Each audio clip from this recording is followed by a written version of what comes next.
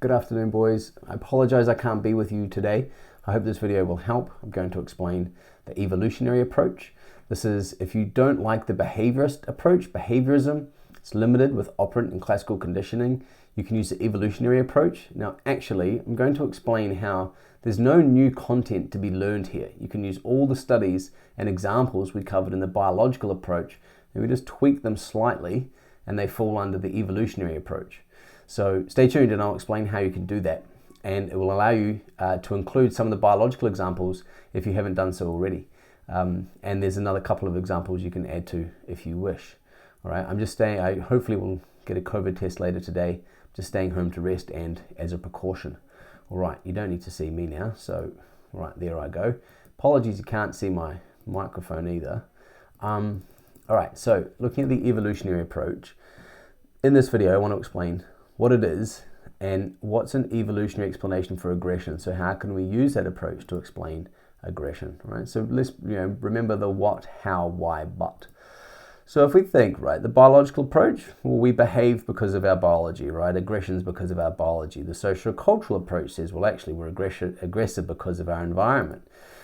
The behaviorist approach says we're aggressive because we're conditioned to be aggressive through operant conditioning and classical conditioning. Now, the evolutionary approach, we behave because, fill in the blank, you guessed it, evolution, right? Now, what does that mean?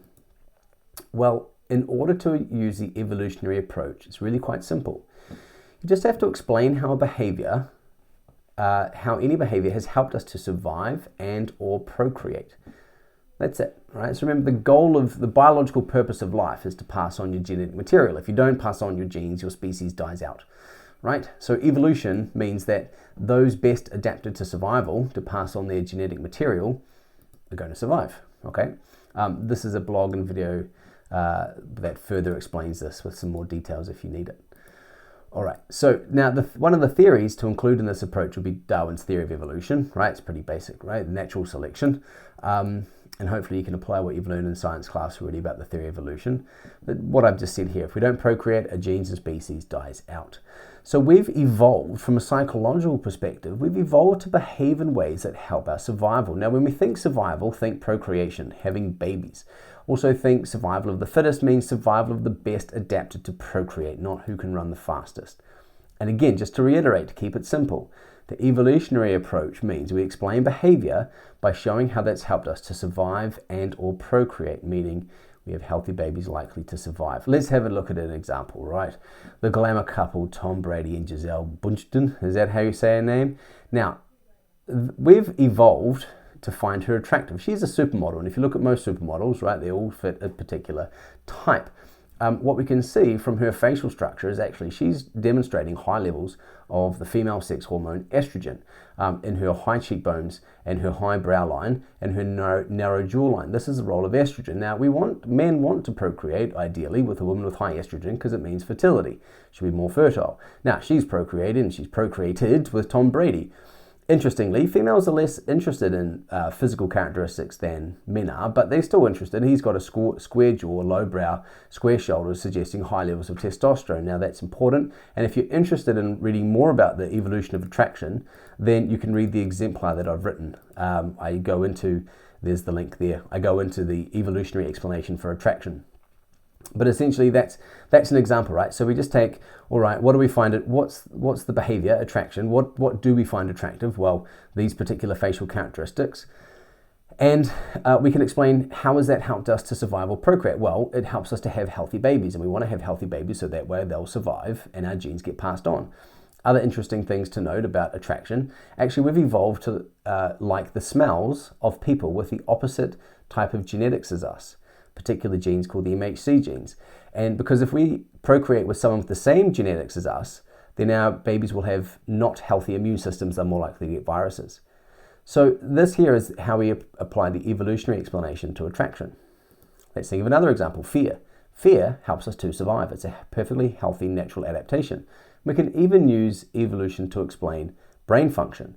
Our amygdala has evolved to perceive things like snakes before we consciously see them because we have to react quickly. If we think, we die, right? We're not, when we see a snake, right? If we think we die.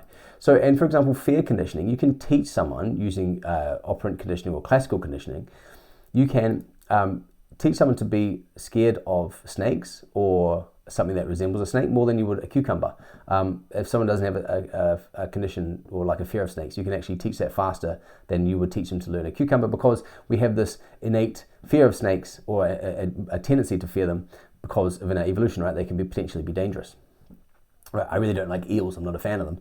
That's probably because my evolutionary DNA has taught me to be wary of snakes. And then why? Well, it links back to survival. So what does this mean for aggression? Well, you can come up with your own explanations. If you need help, look at the textbook. It's explained in the textbook. But how might being aggressive help us to survive?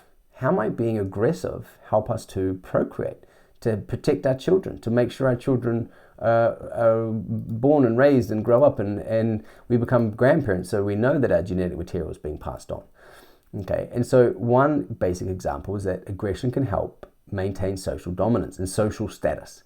That ensures access to resources, right? Now, resources modern day means money, but in the ancient ancestor, in our early ancestors' time, think cavemen, that might have meant food, right? Or shelter, or clothing, or might have meant if we're high in social status, we'll have more allies, more friends, more people to support us, so we don't become isolated, because we need those things to survive. And again, so when we're thinking evolution, think, what would a caveman do?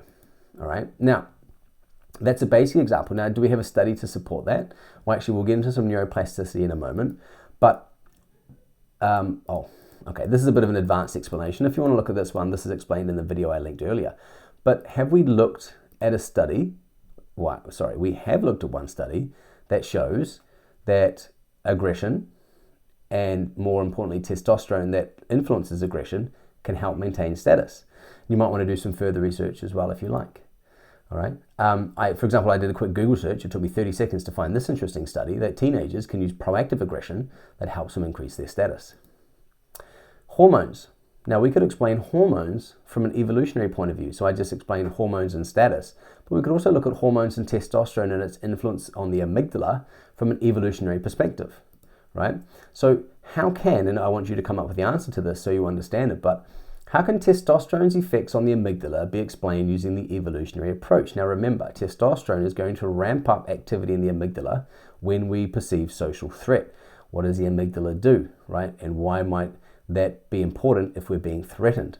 So we can use that same study, Radke or Gutz, that we've covered before, and just tweak it slightly.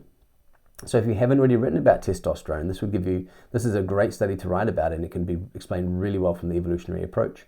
So particularly if you're not liking the behaviorist example, you can use evolution. Now, even the warrior gene in epigenetics, I apologize if my voice is slowing down here, guys. My head is throbbing, but I'm trying to keep it together. Right, warrior gene.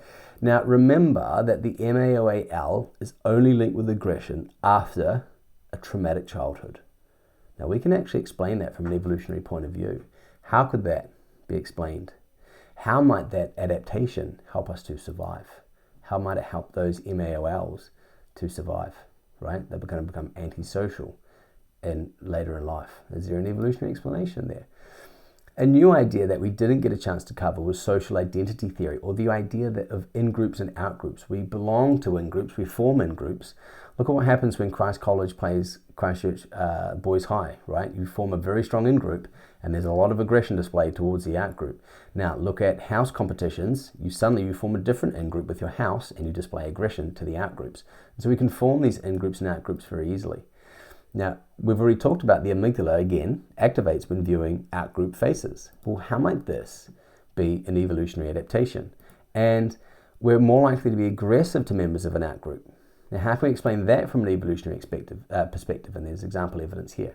Right, now again, think back to survival. Why is it important, right, that you don't want to fight your in-group? Why is it important that you might want to pick fights with an out-group? In terms of survival, think about tribalism and belonging to a tribe, and the importance of how belonging to a group can help us to survive. So this is why I didn't spend a lot of time on the evolutionary approach, because we don't need to learn a whole bunch of new studies and new content and new examples. The evolutionary approach is actually just an umbrella. It's a subcategory of the biological approach. Now, that can be really useful when it comes to evaluation and justification of which, and explaining which approach do you think is the best in explaining aggression or your particular example of aggression. And looking at your story that you're explaining, can you look and say, well, I wonder if how the example in the story you're writing about, how might that have explained from, how could that be explained from an evolutionary point of view? How might that behavior help that individual to survive? Or if you're looking at, say, why men are more violent than women, can that be explained from an evolutionary perspective? Why is aggression more important for survival in men? Or if you're looking at socioeconomic status, why might aggression be more important for people from lower socioeconomic status groups? Okay, so we can just change the angle slightly and use the research we've already covered. Okay, I really hope that was helpful. I do, congratulations for those of you who listened through my boring voice to get to the end of this, but I hope that helps.